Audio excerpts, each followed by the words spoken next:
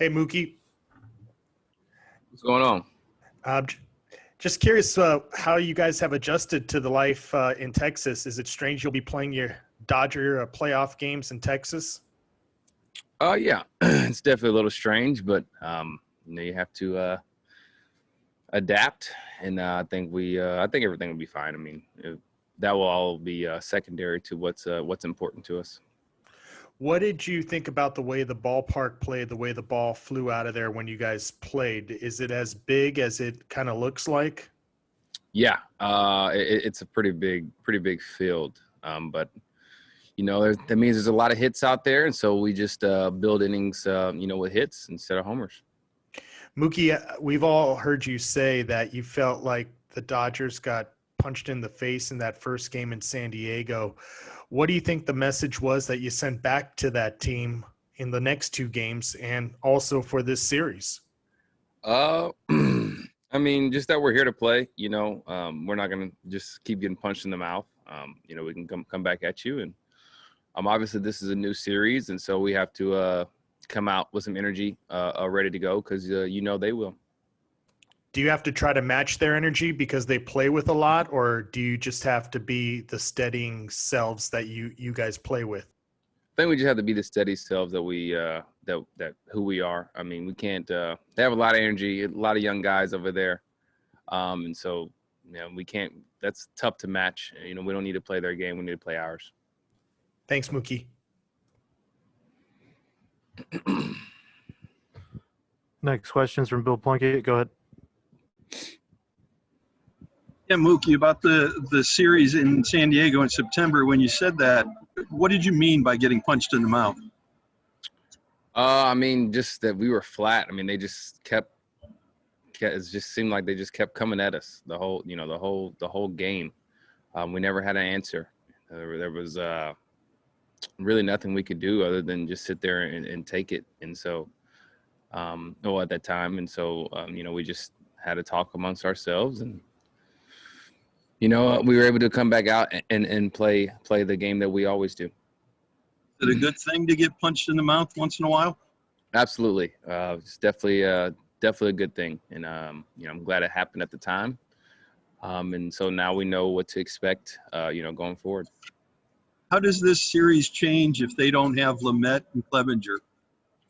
They didn't have Lamet and Clevenger last series, and they still won. So, it's obviously not going to be easy. Those two guys are some really good arms. But I don't know how much it changes. I know that they'll be ready to play for sure. Thank you. Next question is from Hardy Castillo. Go ahead. Mookie, you mentioned that this field's so big and there are hits out there. Do you change your approach personally, or does the team have to change their approach in terms of you might have to go the other way a little more? You might have to manufacture runs in different ways. I think you just hit. I mean, I don't think you change too much.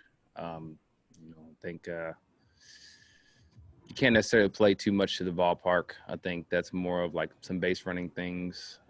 Maybe some positioning in the outfield. But you don't really change your approach. You still need to go drive the ball the same way you always do. That series you guys had here against the Rangers, is that valuable just for yourself, even defensively, just knowing the dimensions and all that stuff? Yeah, absolutely. It kind of plays into our hands as far as we've been here before. We kind of know how the ball travels, know a couple ins and outs of the field, and so we can kind of use that to play this series. Thank you. Next question is from Ron Kavner. Go ahead. Hey, Mookie, with the amount of time you guys have had before this series, are you a guy that likes to pour over as much data as you can about the other team, or is there kind of a level where you don't want to overload too much information? I'm kind of in the middle. Obviously I want to know some info, but there's definitely too much. You have to go out and play the game and kind of let the game tell you what's going on. So that's kind of the way I view it. Just try and get some info, and then just read how the game's being played. You guys have had a lot of fun games and series against this team. Is there one that sticks out most to you when you think back to the games you guys have played against each other? I mean, and not off the top of my head. I know this will probably be the most fun. I'm sure there's gonna be a lot going on, but I'm here for it. Thanks. Next question is from Ken Gurnick. Go ahead. Mookie, a lot of people compare Tatis to you, maybe being the next Mookie as a player that can impact the game in so many ways. Do you see that? And having not seen a lot of him until this year, what are your impressions of him and his ability? Obviously, he's a star. I mean, he does everything on the baseball field you can ask for. I wouldn't necessarily compare him to me because we're two different people. But he's got all the tools, the smarts. He's got everything, and so he's definitely a lot of fun to watch. But there's also like a lot of maturity there as well. So just got to tip your cap to somebody who's that good, that handles everything so well. Thanks, Mookie. Next question is from Evan Grant. Go ahead.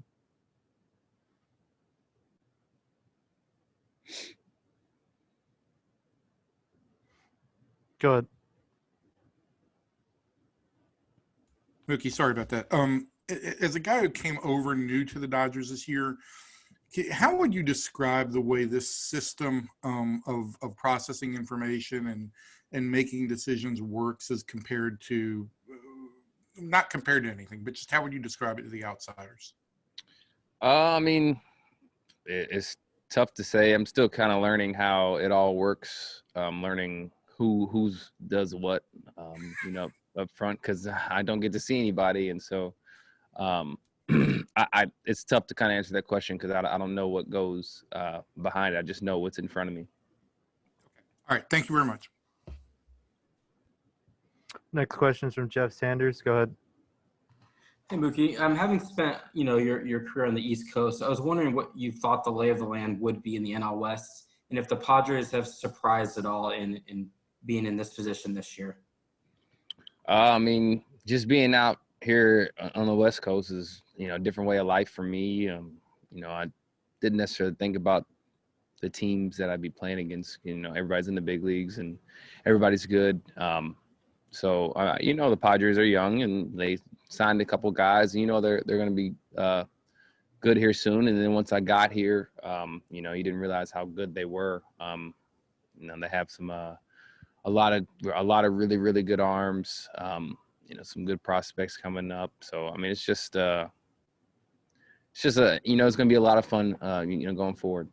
The bullpen game they threw the other day. You've had your matchups with them, but does seeing their manager work through that, does that give any information about how they might approach some of these games when they are light on starting pitching?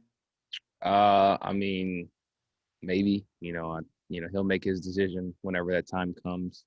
I don't want to think for him, but just seeing it, lets you know that the depth they have in their bullpen is really good, and they can get the job done. Thank you. I got time for one more. Go ahead, John.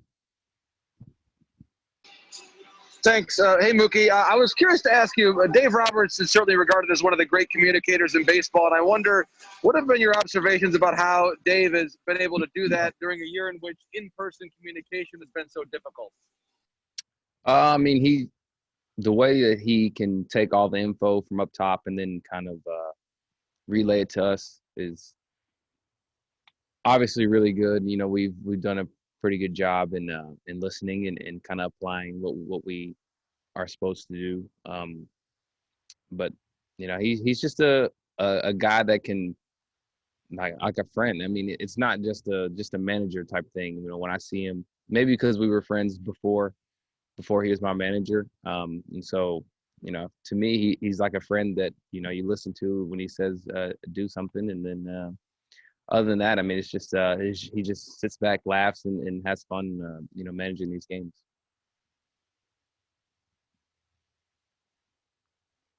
Thanks, Mookie. Thanks.